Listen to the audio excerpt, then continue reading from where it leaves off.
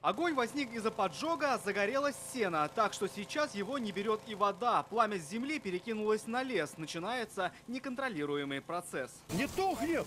От одной вспышки или даже искры огонь по лесу разгорается за минуты, если не сотни литров воды и такие специальные рвы, под угрозой и населенные пункты.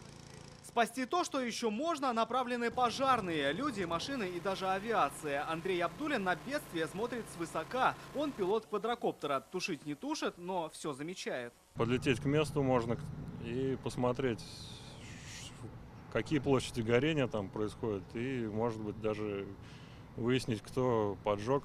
По легенде, подожгли одни, а сгореть в пожаре могут другие. Только в Нарате 36 домов, условно ставших пепелищем. Огонь спалил их дотла и наступает к лесу. Справляется только авиация.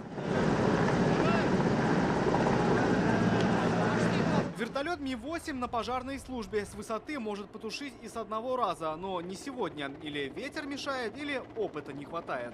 Всю зиму у нас такой возможности не было. Сейчас единственная возможность потренироваться и получить такие навыки. Тем более экипаж постоянно меняется. Бороться с огнем пожарно помогает и мини-авиация. Радиоуправляемый самолет чувствует очаг за 25 километров. Если о нем не сообщат люди, Министерство лесного хозяйства напоминает: видишь дым без огня, звони по номерам. Имеется у нас федеральный телефон, по которому граждане могут в любое время позвонить и сообщить о пожаре, о нарушении лесного законодательства.